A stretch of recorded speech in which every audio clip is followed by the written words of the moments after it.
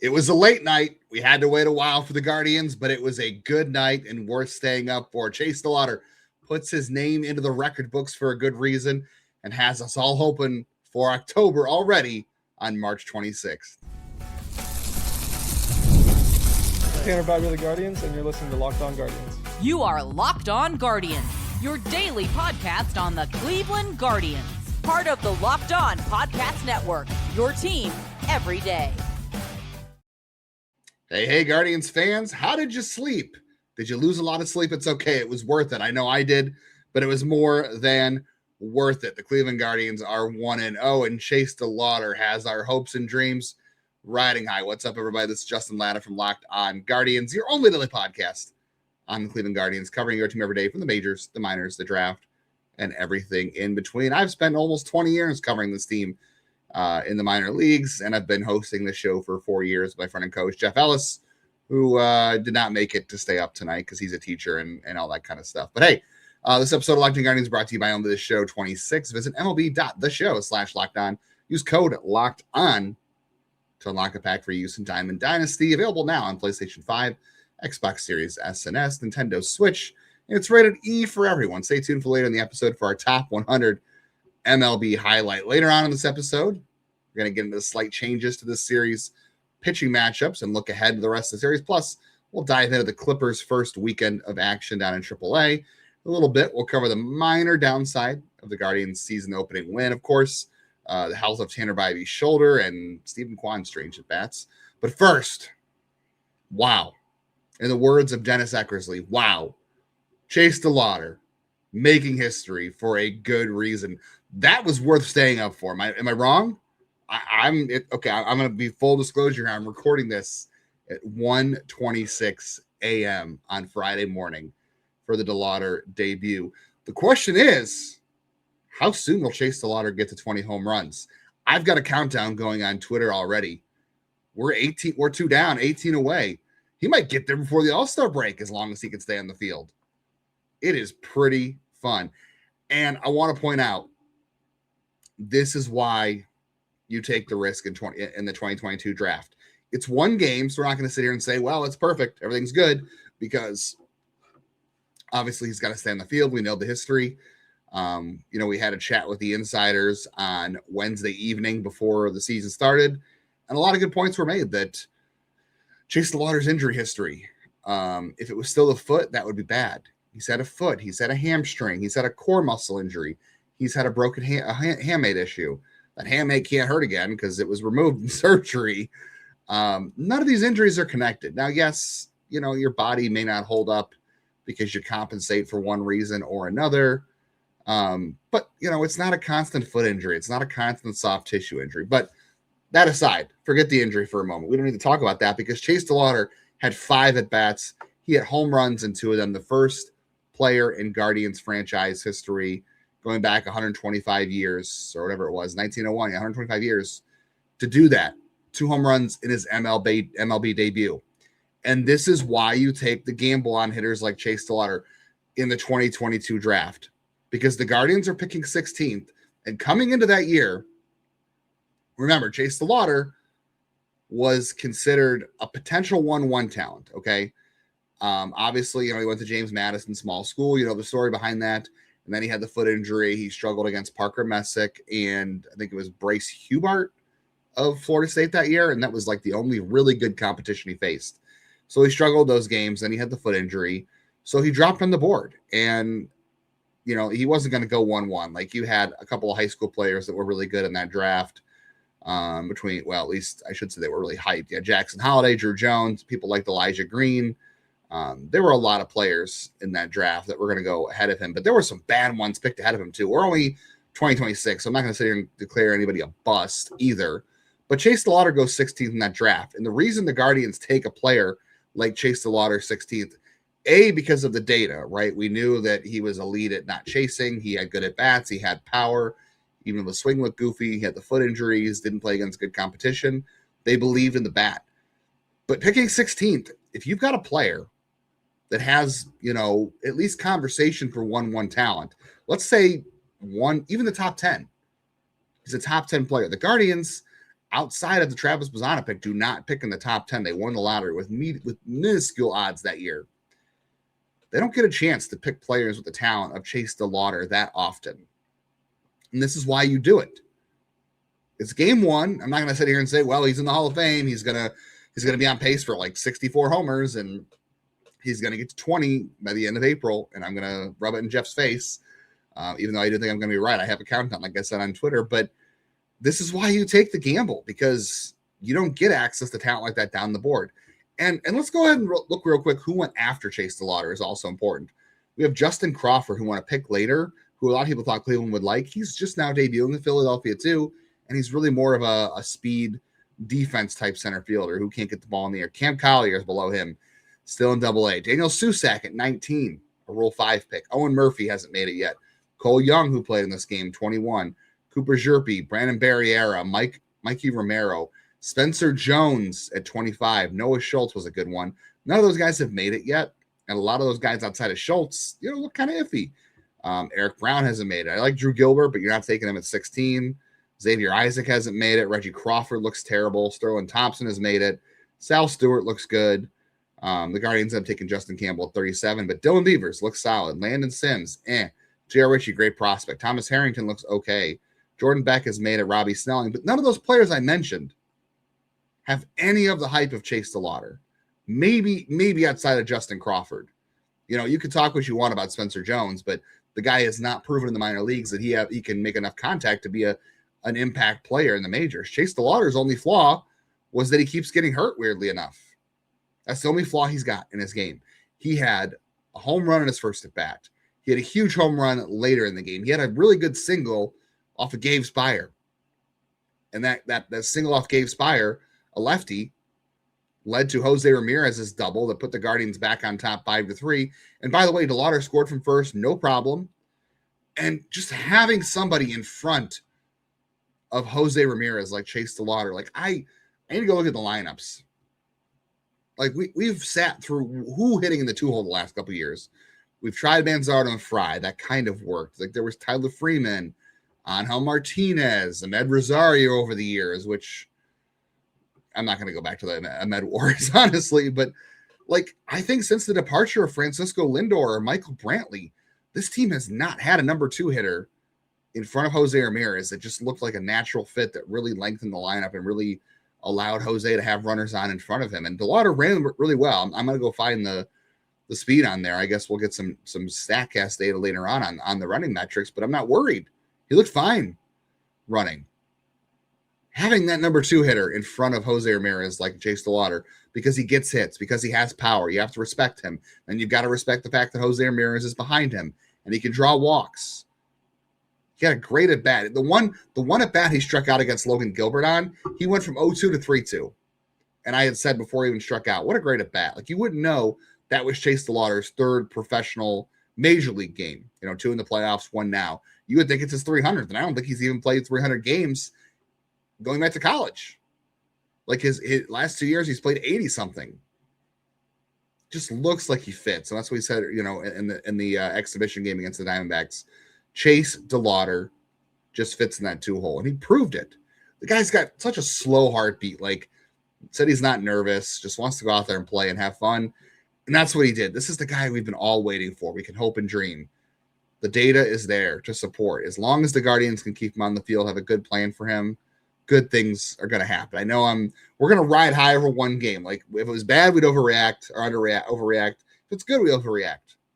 And I think Chase DeLauter deserves it for what he's been through. And I think we as fans who watch this team every day, we deserve it too, because we've been waiting for a guy like this. I mean, again, it has been 12 years since a Guardians outfielder has hit 20 home runs in a season. He's 18 away from already doing that, and it's March 27th. I think we deserve to be a little bit hyped over that. Now, could that break our heart? Sure. Anything could. It's Cleveland. We've all been there. Our hearts have been broken by Cleveland many times, and this won't be the last time. But I'm allowing myself to hope again. I'm a sucker. I've lived in Cleveland my whole life, so I am a sucker. All right, a lot of other good things to talk about from this game. Rhys Hoskins was really good. Solid day for Rocchio. The bullpen was nails. We also got some bad moments, too. Stephen Kwan was not great. And Tanner Bibee's shoulder, how is it feeling? We'll cover that next. This week's Top 100 MLB highlight is brought to you by MLB The Show 26, the latest from our favorite video game franchise. Each week, bringing you the stars of the top 100 MLB players list, the elite names you get to play with, control, and build around in MLB The Show. Today, let's spotlight some outfielders just at random down here, right? Who would we take Chase DeLauter over after game one? Seiya Suzuki? Yeah, maybe I'd take him over them. Riley Green is 82. I think I'm not there with DeLauter yet, but I can see it. Probably not Jarren Duran. I like Jarren Duran. I think I could take DeLauter over Kyle Stowers. I know Stowers had a good day. Kwan, I don't know. We'll see. Randy Arozarena, 64th. I think I'd take Chase DeLauter over Randy Arozarena. If you're a fan of the Guardians, this is the guy you want to build around with Jose Ramirez, right in that franchise mode. Let you be the guys we're talking about every single day.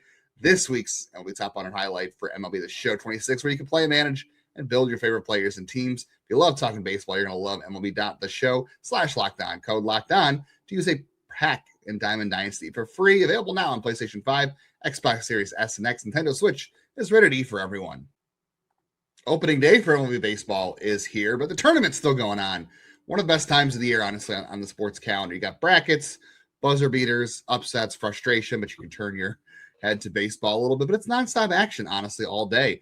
And right now, FanDuel is giving new customers a way to get on the action all tournament long. Best part is you're going to get $300 in bonus bets for 10 days. That means 10 chances to stay involved throughout the entire tournament. So you can mix up with game picks, futures, same game parlays, bigger payouts. Perfect for the tournament because something is new every day. And whether your bracket is busted otherwise, you got new matchups, storylines, different ways to get involved.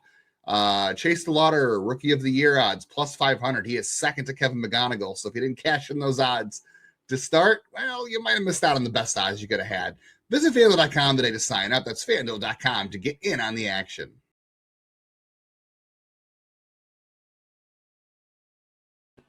Baseball is finally back. The Guardians fans, we had to wait the longest out of anybody to see our team play. But to celebrate, we are going to give you a full month free of the Everydayer Club. Go to LockedOnGuardians.supercast.com. Use code FINALLY, all caps, FINALLY. You'll unlock every episode ad-free of the show.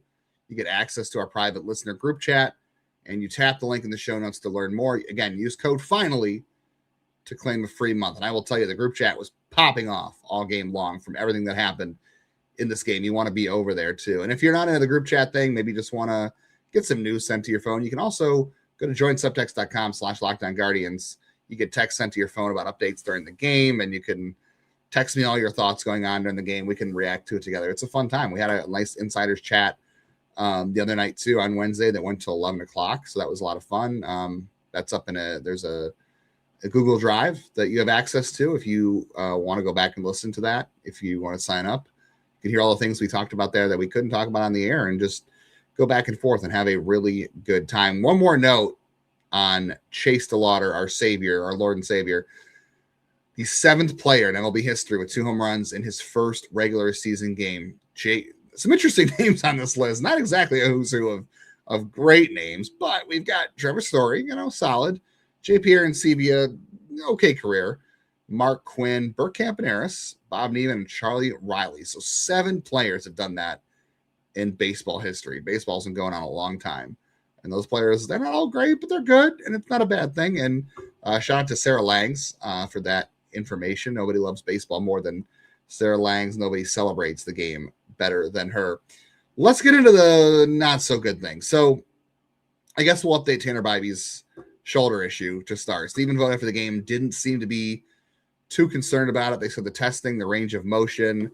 I'm going to look up here real quick because I got a definition from somebody on this who knows a lot more than I do.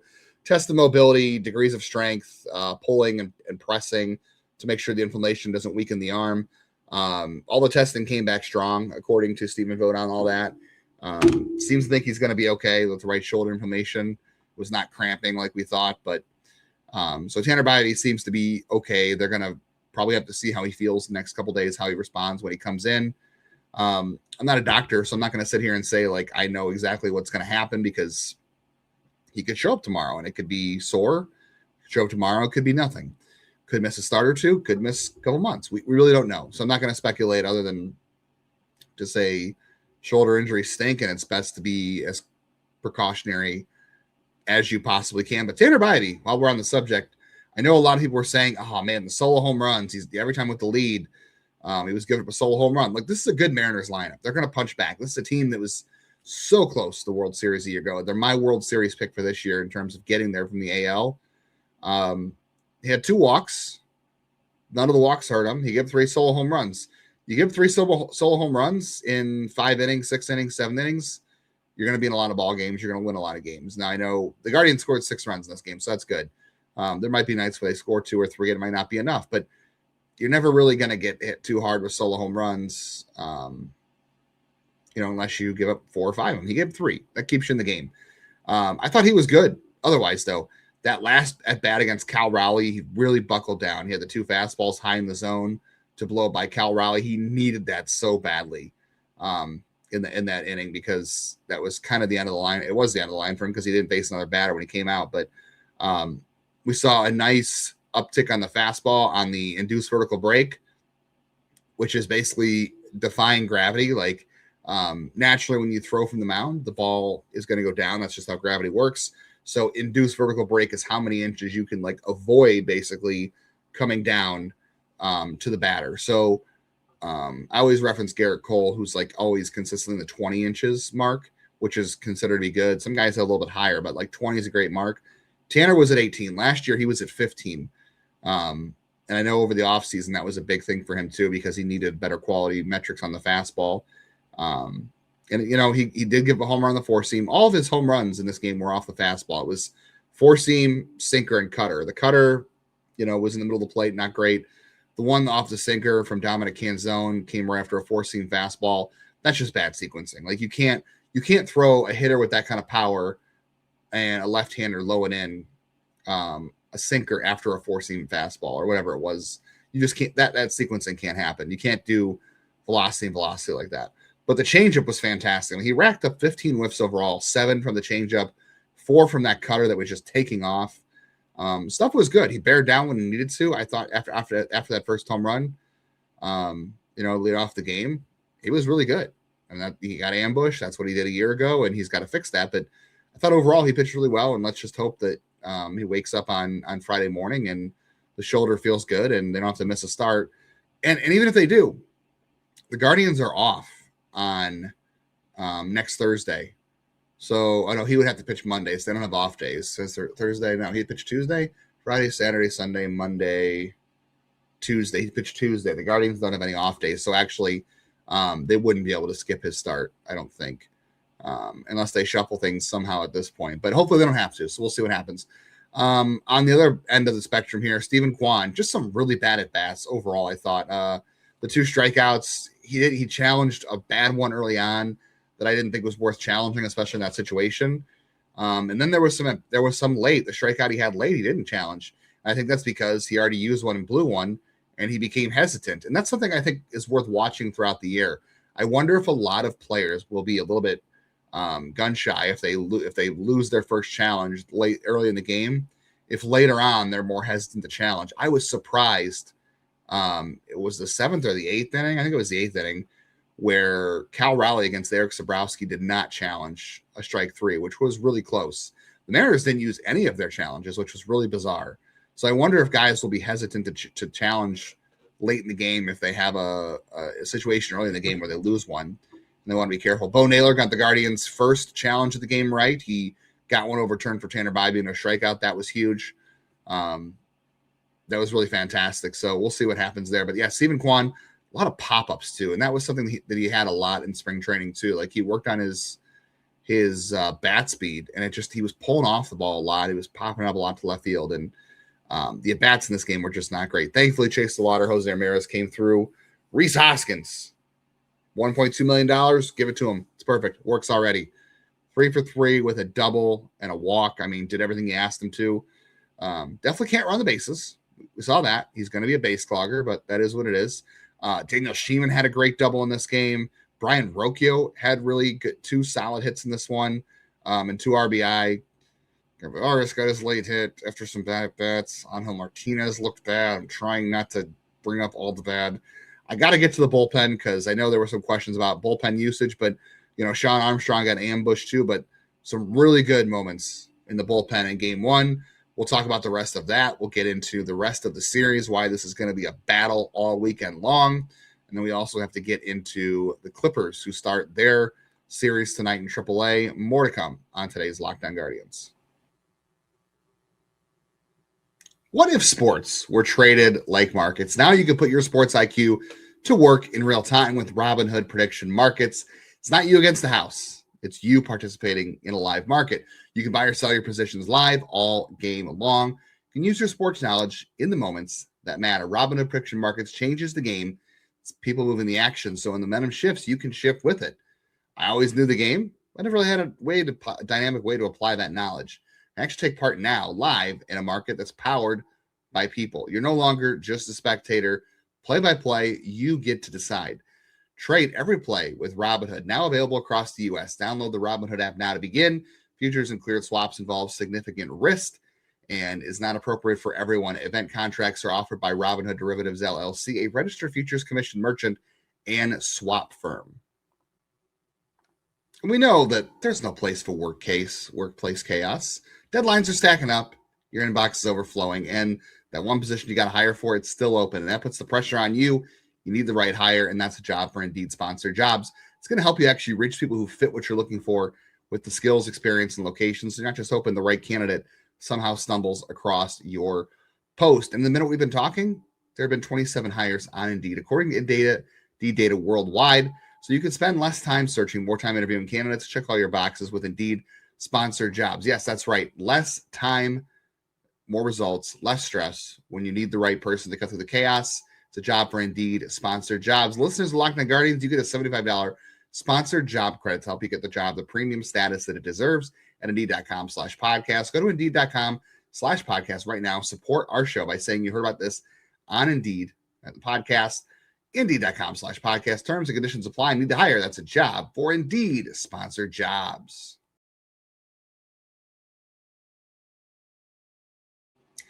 Appreciate y'all tuning in here. Whenever you do, maybe you're at work and you're dragging because you stayed up late for that Guardians win. It was worth it, trust me. But appreciate you making Locked On Guardians your first listen today and every day, wherever it is you get podcasts. Love being part of the daily routine, no matter what you're doing, whether you're going for a hike, you're mowing your lawn, driving to work, at work, drinking some coffee, trying to get some energy through the day. Make sure you hit the bell on YouTube so you get notified of all of the videos we post, which is our regular episodes, reactions to every game, any sort of news. Anytime anything interesting happens, we will definitely have a video out there you can access to see our latest thoughts on things. And then auto downloading on all of your favorite audio platforms, one of the best ways to support the show. Just let us know you're downloading it and it stays in your rotation no matter what. So you always know when you might miss an episode, you got to catch up on it, or it's right there and you wake up every single morning, because we are here every single day, even at 1:47 a.m. as I record this on Friday morning, because I had to get the instant reaction from that game, because I had fun staying up watching. And I know if you're going to work in the morning, you want to stay up and you want to wake up and have something fun to react to from that game. Bullpen usage in this game. I know some people had questions. I know every day or Emily was kind of like not sure about Vogt's bullpen usage. Connor Brogdon was the first guy out of the bullpen, and he came in. And Matt Festa was the first guy warming up, because of course he was.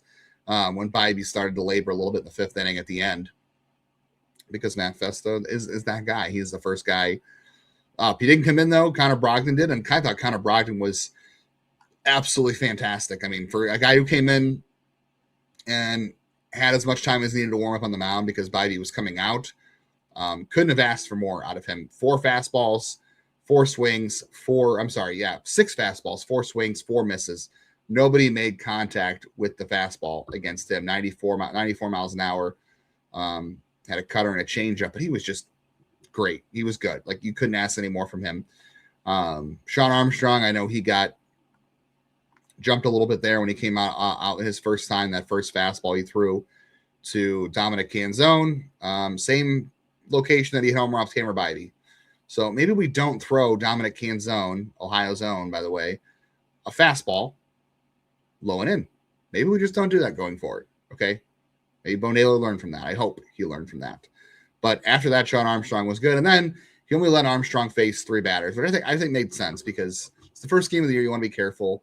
You don't want to make guys go more batters than they have to. But then he turned around and used Eric Sabrowski for 4 batters. But holy crap, Eric Sabrowski was fantastic. I mean, he sat down some really good hitters in that order. He got 2 whiffs on the slider, a whiff on the curveball, a whiff on the fastball. He was throwing 94, and I believe the IVB on that fastball, by the way, was 22. 22. That's what you want. That's fantastic, by the way. Yeah, Sabrowski nailed Cal Raleigh, which I thought Raleigh would have challenged that last one. And yeah, judging by the pitch location on Savant, he should have challenged it. Very strange. Strikes out Julio Rodriguez. Strikes out. Gets Josh Naylor to ground out. Comes back out for one more. I'm sorry. Yeah, comes back out for one more batter. No, he got Brendan Donovan first. But he got 1, 2, 3, and 4 in their order with 3 strikeouts and a ground out. Eric Sabrowski. If Chase DeLauter is the player of the game, I might have to go with Eric Sabrowski as the, we're bringing out Jeff's 3 stars. I think it's DeLauter. I might give a star to Sabrowski. I think the other star, I know Jose Ramirez had a big double in this game, but I don't know. Yeah, I'll go Jose. I was going to say Rhys Hoskins. He went through with a walk, but Jose did have 2 RBI. Like those, it was the Jose and DeLauter show. Rocchio had 2 RBIs too and 2 hits, so that was good. But I think I'll go Jose. But I think DeLauter, Jose, Sabrowski over Hoskins, just because that was a meat of the order right there, and that allowed Cade Smith to come in at the 9th, and he took care of Luke Raley, who had burned the Guardians in this game as well. 3 straight fastballs, sat down. Dominic Canzone line out to Gabriel Arias, ends the game. So really fun to see the bullpen come out and do a great job. Offense kept piling on when they could. And look, don't be surprised that the Mariners came and punched back, right? Like Chase DeLauter hits the home run. Brendan Donovan, first time in 50 years in Mariners history that somebody hit a home run to lead off the season. Especially in their debut. I wanted Brendan Donovan this offseason. The Guardians should have got him because he got 2 hits off them. He had a home run and a double. The double off Bibee was some bad luck on positioning and just where the ball went, but I wanted that guy. I think he would have fit good in this roster, but it is what it is, right? They won. Yeah, I thought the bullpen did a good job, and I'm not surprised that the Mariners punched back. Again, this is a good team, okay? Dominic Canzone, really good power. Luke Raley, really good power. I think Canzone had like a 140 WRC plus last year against right-handed pitching. So I'm not really surprised. Was it a 140 for the year? It was one. Yeah. Dominic Canzone, only 82 games, 141 WRC plus last year overall. The guy can hit. Luke Raley, the guy can hit. He was down last year, but he can hit. The Mariners are a good team. They're going to punch back. This is going to be a really tough series. Okay. Getting game 1, that was fantastic. And the Guardians catch a little break, too, by the way, from the Mariners, because the next 2 days you do get George Kirby and Bryan Wu, who are very tough matchups, but so is Logan Gilbert. And the Guardians, I thought, held their own very well against Logan Gilbert, honestly, in this game. Logan Gilbert was fantastic. 3 runs over 5 innings, 7 strikeouts, 0 walks. They hit the ball hard 5 times off him. The Mariners had 7 hard hit balls off Tanner Bibee. So the Guardians hit the ball hard in this game. They had a hard hit rate of 55%. You want me to tell you where they finished last year in hard hit rate for the year? It's 1 game. It's 1 game. Maybe I shouldn't get too crazy, but this team last year did not hit the ball hard.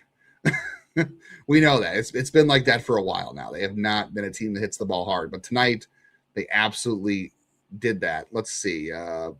Plate discipline. Let's see. No, that's not what we want. We want hit pitch type, pitch velocity, pitch value. Okay, we're just going to move on. Doesn't matter. Statcast bat tracking. There we go. Hard hit rate. Where am I? Advanced. I know this is really great radio, really great podcasting right now.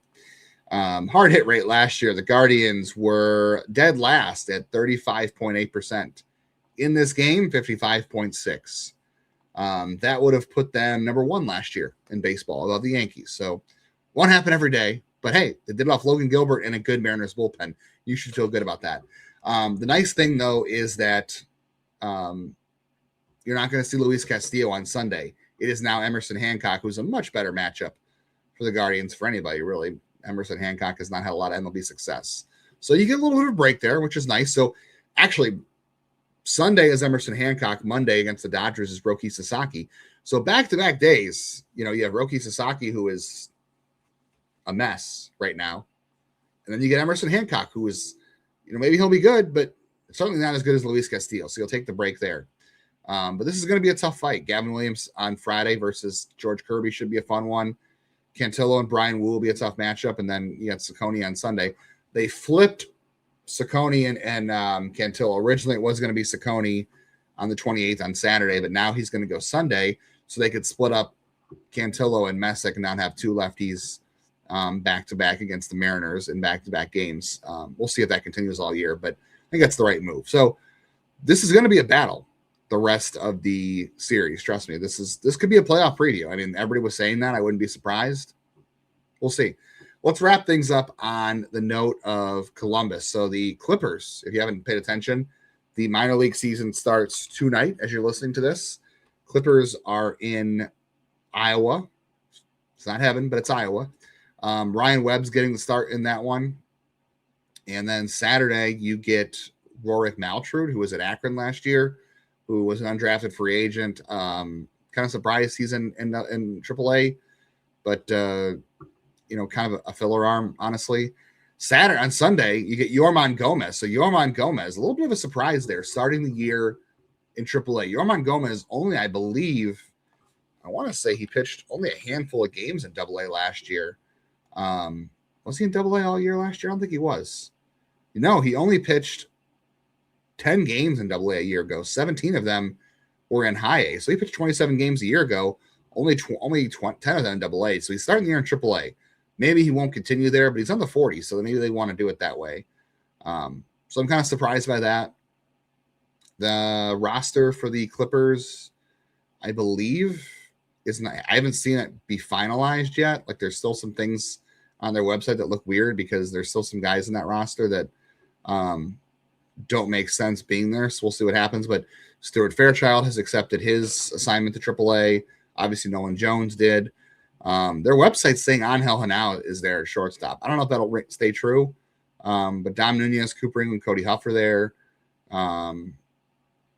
Ben Lively's on that roster at this moment, which is interesting. Daniel Espino is there, which is good news. Pedro Avila is on that roster, so is Colby Allard.